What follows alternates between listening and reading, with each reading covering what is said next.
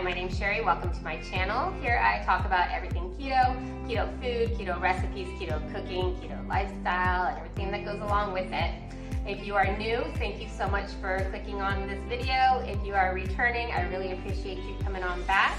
If you like what you see, go ahead and please hit that subscribe button. That really helps out my channel, helps me out, and I really, really do appreciate it.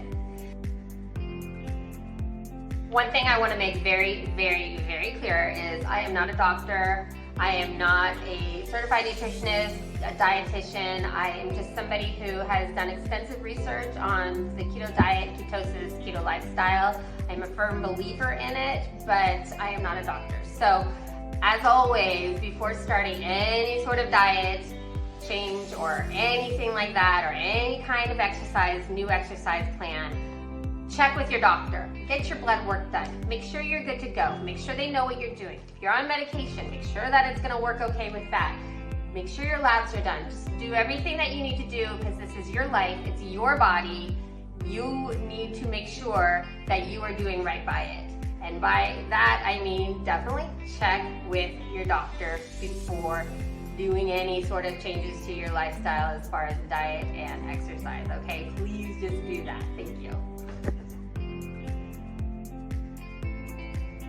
The state of ketosis is the metabolic state where your body transforms or converts the fat that you eat into ketones and uses that as fuel or energy, as opposed to when you consume carbohydrates, your body converts that into glucose and uses that for energy and then stores the excess as fat in your body. So fat isn't what's making you fat, it's the glucose, the carbohydrates, the sugar. Those are really affecting your body in a negative manner.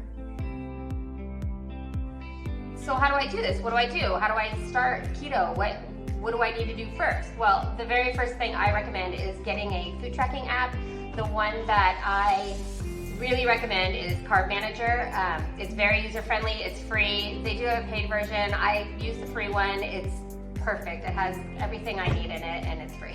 I do not get paid for mentioning them or anything like that. I just really think it's a good one. Now, having said that, it's really interesting because when I first started, it's such a change of mindset because growing up, we were always told fat is bad, fat is bad, fat is bad, fat is bad, carbohydrates are good, carbohydrates are good, fat is bad, fat is bad, don't eat fat. Sugar's okay, but don't eat fat.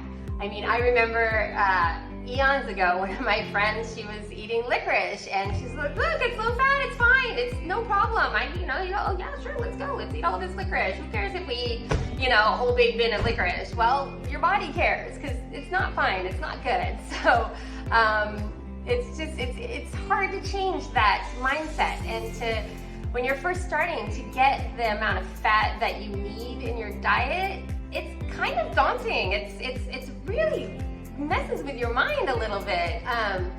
But once you get used to it, it's kind of like, I just feel like, how was I ever eating any other way?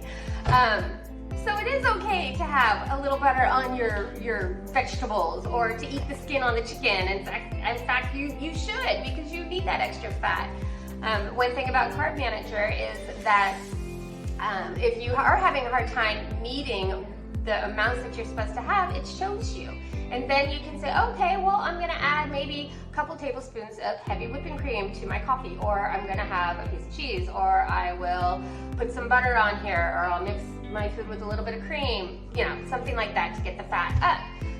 Another great way to get your fat up is, the best fruit ever, avocado. It has the healthiest fats, it's so good for you, it's filling, it can go in anything, you can mix all kinds of desserts with keto desserts and smoothies and everything else. So avocados are a staple in this house, that's for sure. When you hear about the ketogenic diet, you also a lot of times hear about macros, and a lot of people don't know what those actually are. It's short for macronutrients, and those are the nutrients that include the carbohydrates, the fats, and the proteins that you're putting into your body. So when you're counting your macros, you're actually counting the grams of each one that you are consuming. Like I said, with Carb Manager, it makes it really easy for you. You don't need to physically write everything down and keep track. It'll do it for you when you put your food in, and it'll keep you on track. So that's what people are talking about when they say, oh, you need to stay within your macros. That's what it is. It's not some crazy scientific thing that you need to worry about.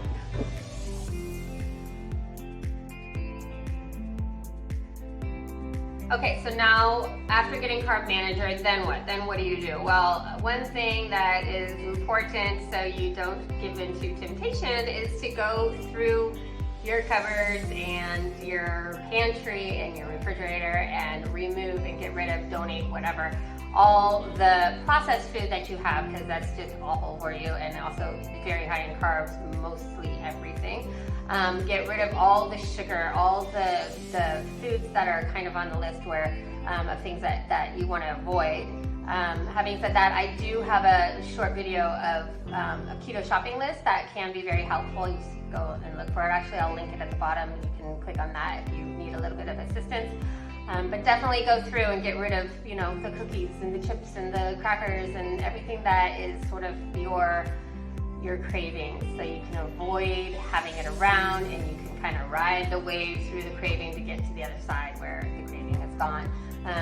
Now, having to do with cravings, the first week will be a little bit hard because your body's detoxing off of carbohydrates and sugars, and you will have cravings. I mean, sugar is addictive, and you will withdraw and want to have sugar. So it's very important that you keep your healthy snacks ready and on hand to get through those cravings. And the thing about a craving is it's basically like a bell curve. So it starts off, you start thinking about, oh, cookie, oh my God, I need that cookie, oh, I'm not having that cookie, I'm gonna do something else, I'm distracted, and then you bring it down, and then the craving goes away. So if you write it out, go for a walk or something, you can get past it, you really can.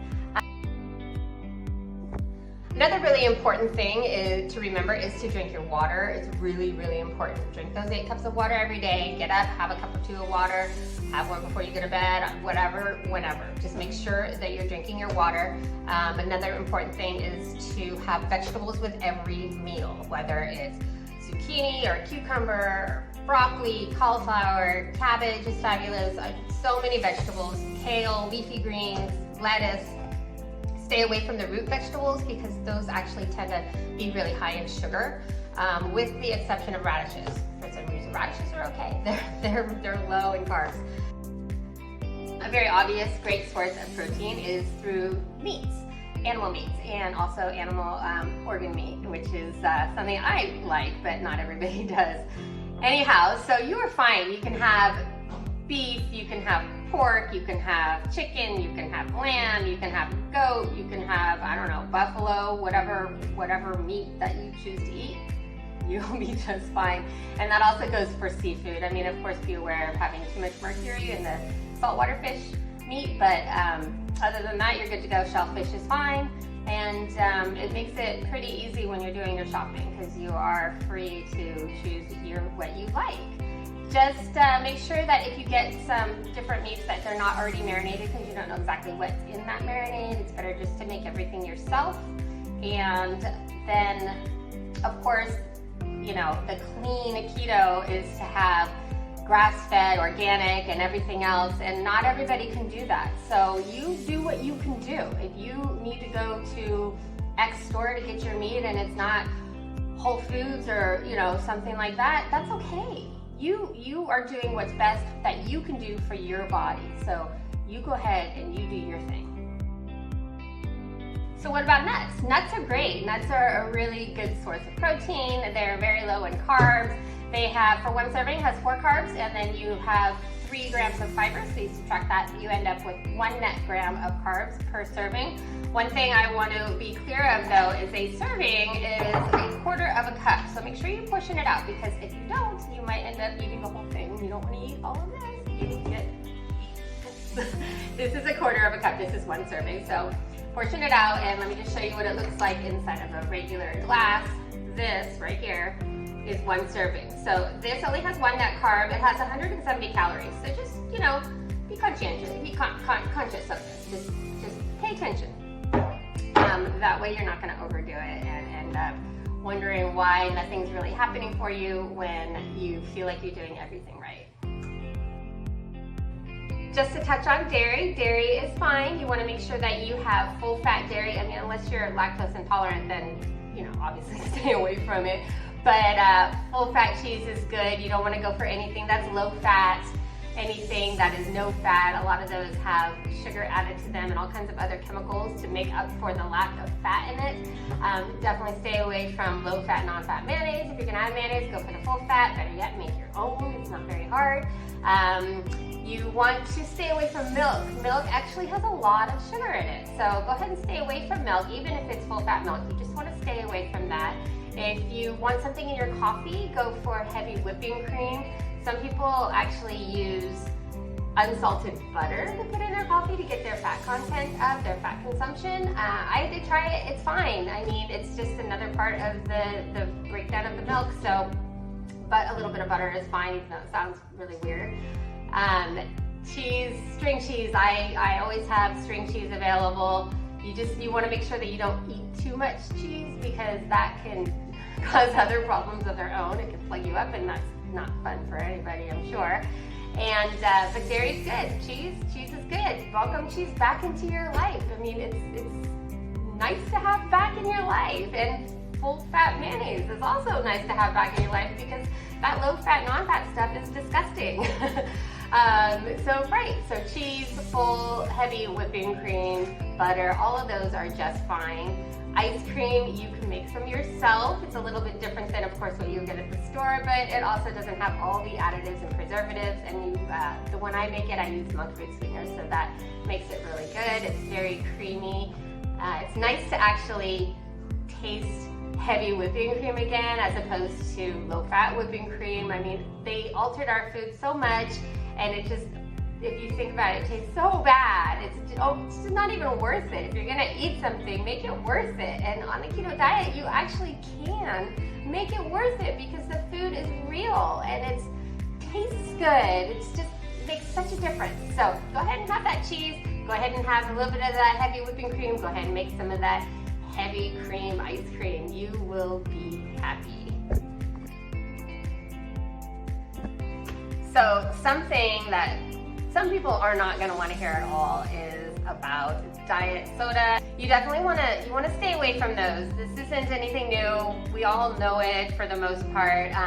Diet sodas are really hard on your body, really bad for your system, and it's just best to do away with them from your everything as much as you can. If it's something that you feel like you really need, just cut back and cut back and cut back until eventually you cut back to zero. You can do it. You can. It can be done.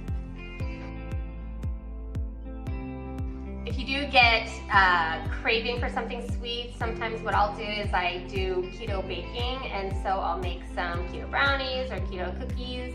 I use the monk fruit sweetener, which is naturally derived from monk fruit. Other people use Swerve. It's just up to you and your personal preference, but I have some recipes, and there are a ton of recipes out there for keto desserts. So if you do get that craving or it's a special occasion, go ahead and make something, but make it keto. You can do that too. I mean, it's really easy, and you will be amazed at what ingredients can create what sorts of desserts. It's really, it's almost limitless. Just to also reiterate, I am not a doctor.